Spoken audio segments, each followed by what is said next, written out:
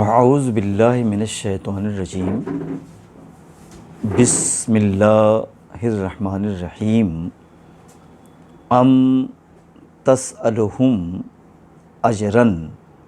فہم من مغرم مثقلون ام عندہم الغیب فہم یکتبون فاصبر لحکم ربک ولا تکن کصاحب الحوت اذ نادی وہو مکظوم لولا ان تدارکہ نعمۃ من ربہ لنبذ بالعراء وہو مذموم فاجتباہ ربہ فجعلہ من الصالحین وَإِن يَكَادُ الَّذِينَ كَفَرُوا لَيُزْلِقُونَكَ بِأَبْصَارِهِمْ لَمَّا سَمِعُوا الذِّكْرَ وَيَقُولُونَ إِنَّهُ لَمَجْنُونٌ وَمَا هُوَ إِلَّا ذِكْرٌ لِلْعَالَمِينَ۔ یہ سورہ القلم کی آخری آیات ہیں، اور ان آیات میں 3 چیزوں پر ارتکاز ہے۔ سب سے پہلی چیز تو یہ ہے کہ قریش کے استکبار پر ایک اشارہ ہے، اور ان کی جو بے حسی ہے اور اپنے آپ میں مگن ہیں کہ ہم ایک مخصوص قوم کے لوگ ہیں، تو ان کے اختصاص پر تیشہ زنی کی گئی ہے۔ اور دوسرا جو مسئلہ آج کا ہے ان آیات میں وہ یہ ہے کہ کفار و مشرکین کی جو بے حسی ہے اور اس رسالت کے تئیں ان کی جو عداوت ہے، ان عداوتوں کا ذکر کرتے ہوئے اللہ کے رسول صلی اللہ علیہ وسلم کو تسلی دی گئی ہے، اور آخر میں ایک طریقے سے پھر انہیں مشرکین کے کبر و نخوت کا ذکر کیا گیا ہے، اور اس ذکر کے ساتھ ساتھ قرآن کریم کے تئیں ان کی جو بے اعتنائی اور بے التفاتی ہے اس کا بھی ذکر کرتے ہوئے ایک طریقے سے قرآن کی اہمیت کا، افادیت کا، اور اس کے اندر جو ہدایت نامہ پن ہے اس کو ابھارنے کی کوشش کی گئی ہے۔ یہی 3 چیزیں ہیں، اور اللہ کے رسول صلی اللہ علیہ وسلم کو جو تسلی دی گئی ہے قریش کی عداوتوں اور مخالفتوں کے تعلق سے، تو اس تسلی میں حضرت یونس علیہ السلام کا واقعہ بھی ذکر کیا گیا ہے۔ تو اس طریقے سے یہ مضامین ہیں آج کی آیات میں، اور یہ سب سے پہلی آیت یہ ہے کہ ام تسألہم اجرا، کہ یہ جو تم عربوں کو بلا رہے ہو ان کے اصلاح نفس کے لیے، ان کے تزکیہ قلب کے لیے، اور ان کو کفر و شرک سے باز رکھنے کے لیے، تو کیا اس کے عوض میں کچھ تم چاہتے ہو کہ جس کی وجہ سے جو ایک تاوان ایک طریقے سے کیا کوئی ہے کہ جس کی وجہ سے وہ اس کے بوجھ تلے دبے جا رہے ہیں؟ یعنی بات یہ بتائی جا رہی ہے کہ تم تو اپنی باتوں کا، اپنی اس دعوت کا، اپنی اس اصلاح نفس کے تعلق سے کوششوں کا کچھ تو چاہتے نہیں ہو، صرف ان کو تم سدھارنا چاہتے ہو، ان کے اندر جذبہ اصلاح پیدا کرنا چاہتے ہو، لیکن اس کے باوجود بھی ایک طریقے سے ان میں زبردست قسم کی نفرت ہیں۔ جیسے جانور ہوتا ہے، قرآن نے اس کے کہیں اور بھی مثالیں دی ہیں کہ جب ان جانور کو چھیڑیے اور کچھ اس کو سدھارنے کی کوشش کیجیے تو جانور بالکل سے بدک جاتا ہے اور آپے سے باہر ہو جاتا ہے۔ تو ایسا لگتا ہے کہ انہی جانوروں کی ذہنیت اور سوچ ان کا اندر بھی آ گئی ہے۔ جب ان سے اصلاح کی بات کی جاتی ہے تو وہ بتکتے ہوئے، کہیں کہیں تولا کا لفظ آتا ہے کہ بڑبڑاتے ہوئے پیچھے مڑ جاتے ہیں، بھاگ جاتے ہیں۔ قرآن نے بھی ان کی اسی ذہنیت کا یہاں ذکر کیا ہے۔ تو پھر یہ قرآن کہنا چاہتا ہے، ان کی سوچ پر اظہار افسوس کرنا چاہتا ہے، نکیر کرنا چاہتا ہے۔ عندہم الغیب، کیا ان کے پاس کوئی غیب نامہ ہے؟ کیا ان کے پاس کوئی ایسی چیز آسمان سے آئی ہوئی ہے کہ جسے انہوں نے لکھ لیا ہے، مستقل لکھتے رہتے ہیں؟ اور اس غیب نامے میں کیا کوئی ایسی چیز ہے کہ جس میں ان کی عظمت کے بارے میں، ان کی اہمیت کے بارے میں، ان کی قدر و منزلت کے بارے میں کوئی ایسی چیز اس میں لکھی ہوئی ہے؟ کوئی ایسا نوشتہ ہے اس میں؟ یعنی قرآن یہ کہنا چاہتا ہے کہ اس طریقے کی کوئی چیز ان کے اندر نہیں ہے، ان کے پاس نہیں ہے۔ یہ صرف ان کا جو ذہنی جو ان کا ذہن ہے ایک طریقے سے بگڑ گیا ہے، اور ان کا ذہن کسی اچھی بات کو قبول کرنے کے لیے کسی طریقے سے تیار ہے ہی نہیں۔ تو کہتے ہیں کہ جب ان کی مخالفت کا یہ تسلسل ہے اور مستقلاً عداوت کرنا، آپ پر طنز کرنا ان کا شیوا بن چکا ہے، تو قرآن نے یہاں پر تسلی دی ہے کہ آپ تسلی سے کام لیں۔ فَاصْبِرْ لِحُکْمِ رَبِّکَ، کہتے ہیں کہ آپ اپنے حکم کے حوالے سے سب سے کام لیجئے، یعنی اللہ تعالیٰ آپ کی خود مدد فرمائے گا، مصیبتوں میں کام آئے گا۔ تو مستقلاً آپ کو صبر کی ضرورت ہے، اپنے دکھ درد کو دبانے کی ضرورت ہے، قرآن یہ کہنا چاہتا ہے۔ اور کہتے ہیں کہ ہم یہ سوچ رہے ہیں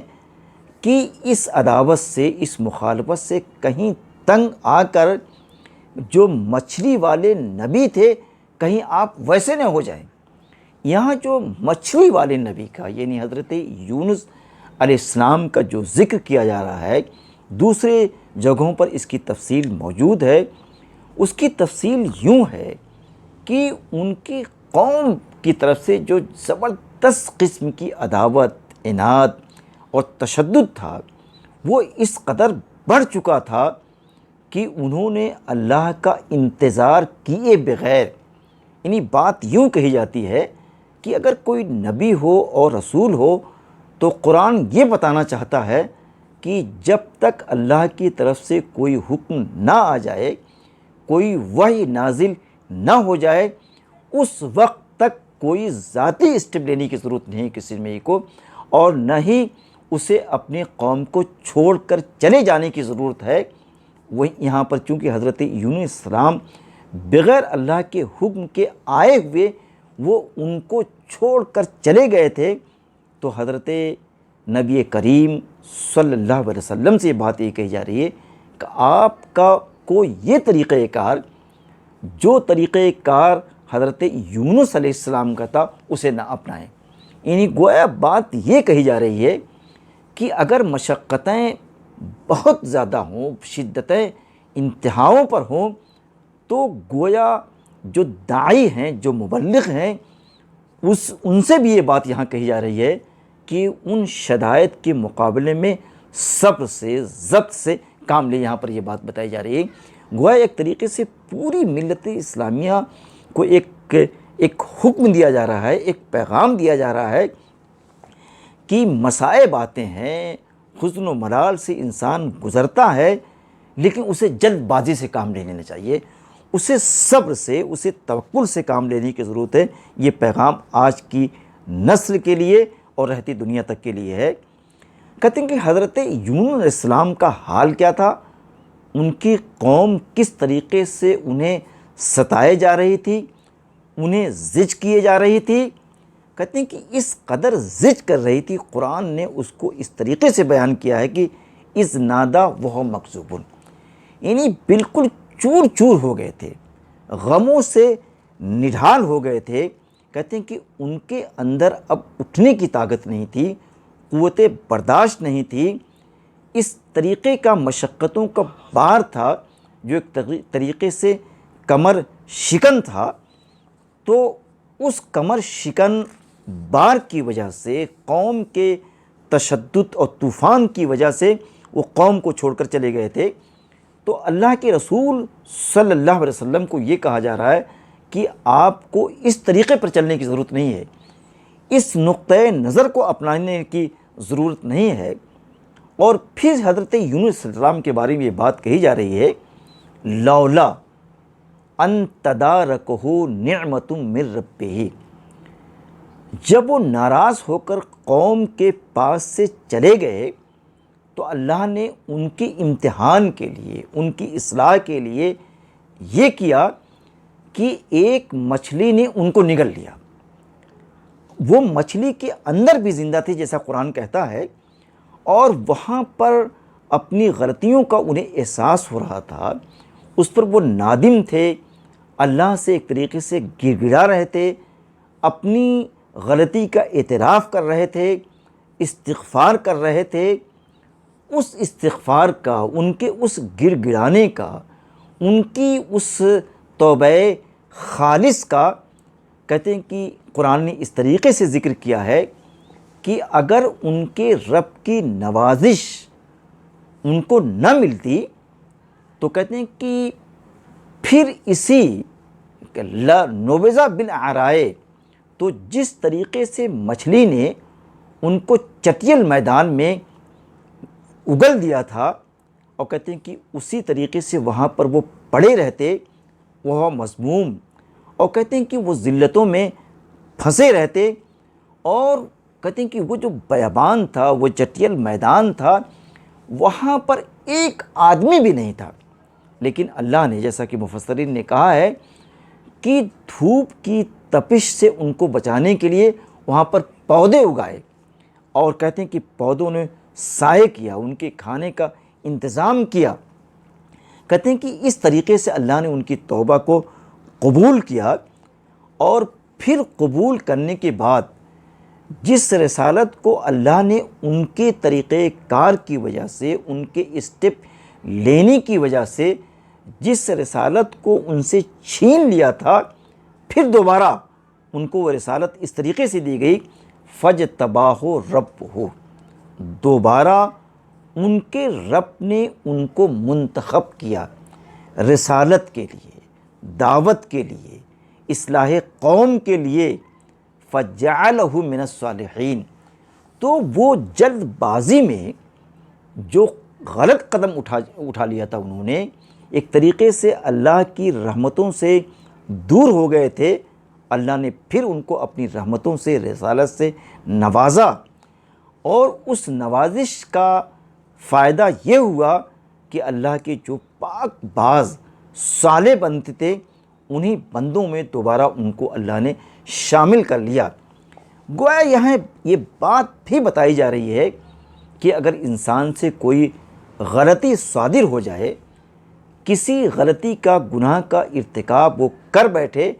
تو اس آیت سے یہ بات نکلتی ہے، یہاں پر اس لیے صاحب الحوت کا حوالہ دیا گیا ہے